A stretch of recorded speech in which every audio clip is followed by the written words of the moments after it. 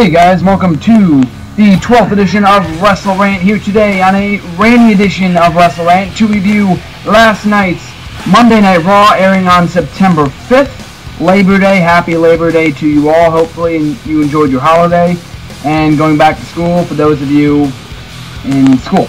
So, last night's show kicked off with COO of the WWE, Triple H, coming out with CM Punk and Kevin Nash. It's kind of died down at this point. The momentum that this storyline has had in the past couple of months / weeks has died down immensely at this point. I mean, I'm excited to see Kevin Nash being used. I mean, I am kind of a fan of his. I did want to see him wrestle CM Punk, but unfortunately that's not the case due to some medical issues. But this is a huge letdown of an angle right here, to reveal Kevin Nash as his own texter in the incident. I mean, you could have revealed at least Stephanie. I mean, I wouldn't mind Stephanie, but it would at least be better than Kevin Nash. Or at least John Laurinaitis or Vince McMahon. Someone a little more logical. Someone that would have made at least the angle a little more interesting than just revealing Kevin Nash. It was a huge letdown. And firing Kevin Nash, hopefully this is the end of that. Hopefully this isn't the end of the Kevin Nash character on television. I really like what he's doing in WWE right now. I do want to see him clash with CM Punk at one point. And after Punk's comments later on in the evening, I do think that he will get that match at one point. Maybe after Night of Champions, maybe Kevin Nash won't interfere. You got my word on that, and we'll see about that and coming out of Champions in a couple weeks. But not a good way to start off the show. Then after that, we had the Tag Team Champions kick off the show. Successfully coming out victorious against the team of Jinder Mahal and the Great Khali. A nice team. This is the first time that we've seen Jinder Mahal and the Great Khali tag team. I am glad. I was impressed by Jinder Mahal for the first time in weeks. I am impressed with Mahal immensely because the Great Khali wasn't involved in this match. I am glad that Mahal did all the work.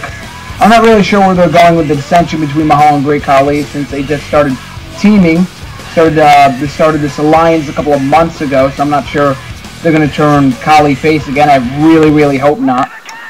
But very nice win for Evan Bourne and Kofi Kingston. Very nice showing from those two, and I'm glad they're finally rebuilding the tag team division to where it needs to be. And I'm looking forward to their tag team against the Awesome Truth come in a couple weeks. After that, we had the Divas Championship #1 contender match, with Beth Phoenix and Eve Torres going at it in a rematch of sorts from a couple of weeks ago. Beth Phoenix coming out victorious with Kelly Kelly and Natalya on commentary. The match itself was okay. It wasn't as good as their premiere bout last month. This one had a couple of botches, specifically the Glam Slam. I mean, botches happen in all Divas matches, so nothing too harsh.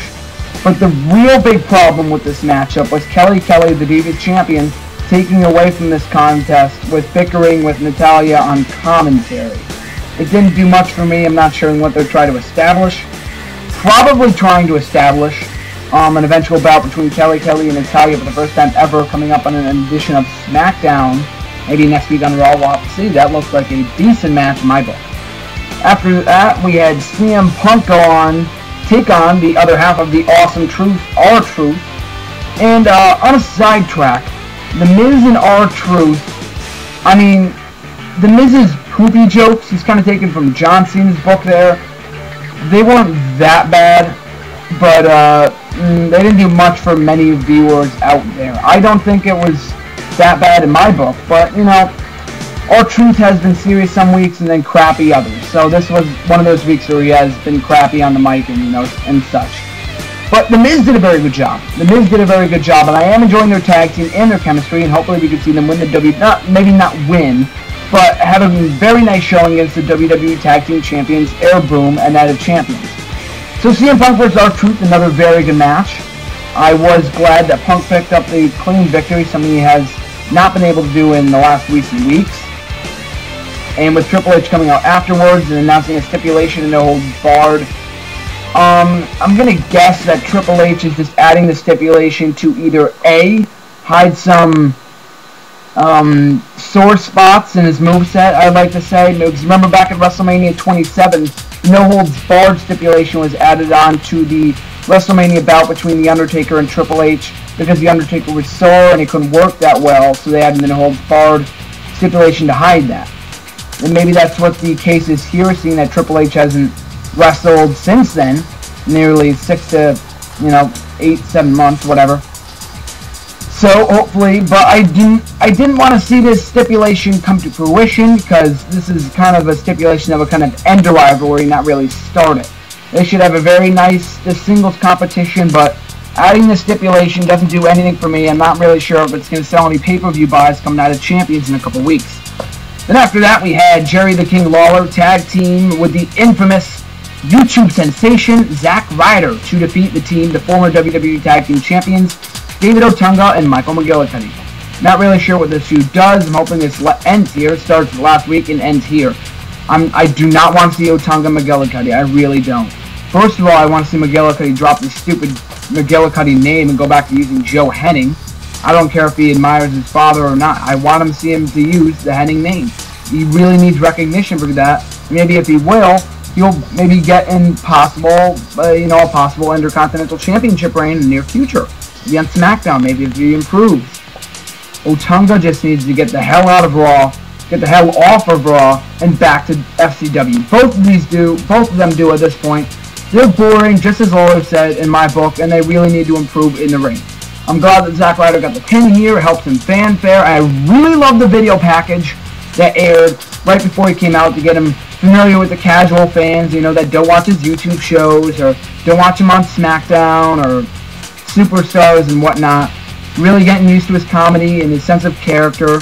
So hopefully we can see a push from Ryder in the near future. So after that, then we have Randy Orton and Heath Slater going at it.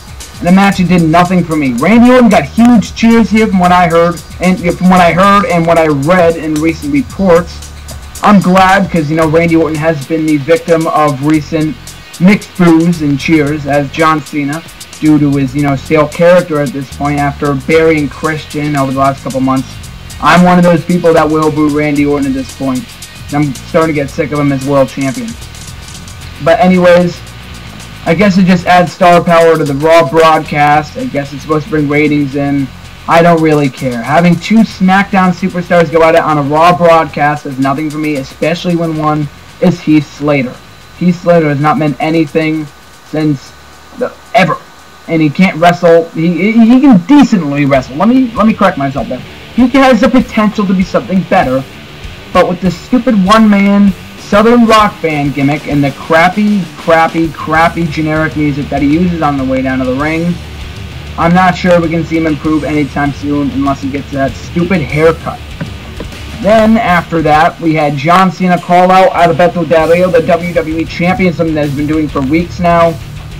I guess this is just building towards his eventual his WWE Championship match, United Champions, and he's going to eventually get his hands on him and whatnot after Del Rio attacked him 2 weeks ago, which led to a very random bout with John Cena tag teaming with Sheamus, Alex Riley, and John Morrison, taking on the team of Wade Barrett, Christian, Alex Riley, and Dolph Ziggler. This was an entertaining match, but it was way too predictable. First of all, Morrison was the first one pinned. I guess there goes his so-called push. I guess he is in the doghouse for that, after what happens with Melina in the last couple weeks and whatnot. So I guess we're not going to be seeing a lot of Morrison in the next couple weeks, as far as winning goes. After losing to R-Truth last week on WWE Superstars. Secondly, I was surprised to see the United States champion Dolph Ziggler and Jack Swagger, the last ones remaining. After former world champion Christian and the solid Wade Barrett were the first ones eliminated. Well, Christian was eliminated by countout after feuding with Sheamus. So I'm glad that feud is finally coming to fruition. We see something from those two going in out of champions, so we get them on the card. And after that, we saw John Cena power out of the double team from Dolph Ziggler and Jack Swagger, who was showing tension, hopefully to hype the eventual United States Championship out between Ziggler, Swagger, possibly Riley, maybe Morrison, maybe some other competitors. We'll see down the line. I'm hoping for a six-pack, maybe a triple threat. We'll see. John Cena once again overpowered the odds and defeat Swagger and Riley. Swagger and Ziggler in a technically a handicap match. Does nothing for me. I'm all against it. Seeing very young talent once again. Even though there was a very nice showing from Ziggler and Swagger. Sorry for my lack of mic skills, so to say. I'm a little confused here. Tongue twisters, all edition long here tonight. Okay, so then after that, so overall a lackluster Raw in my opinion. And well, they're not going to get the ratings probably because the Labor Day holiday. People are out partying and celebrating and whatnot. But I'm not really sure what this does to get the viewers hooked. Coming in next week, they just ended the Nash storyline. The WWE Champion just got pummeled by John Cena at the end of the broadcast in less than 5 seconds. I'm not sure what... hopefully this leads to John Cena losing to Del Rio clean at Night of Champions and Del Rio successfully retaining the WWE title. I'd like to hope to continue the rivalry possibly, but we'll see down the line. Even though Del Rio wasn't even in this contest. He hasn't been in the match in weeks. So, lackluster edition of Raw. Not sure what to expect next week, seeing that these new Super Show concepts, I'm not enjoying it. I would really like to go back to separate brands, special occasions, having these 3 hours, because 3 hours aren't going to even mean anything anymore if they just keep on having these Super Shows going into the football season in the next upcoming weeks.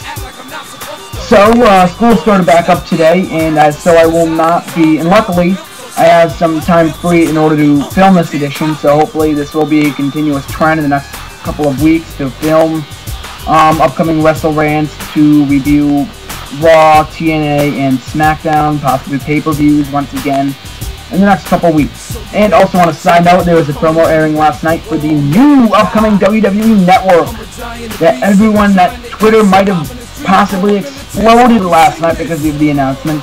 Great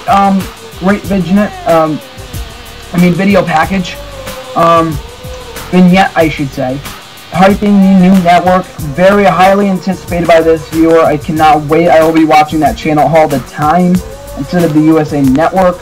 Maybe all the programming could move over to the WWE Network come 2012.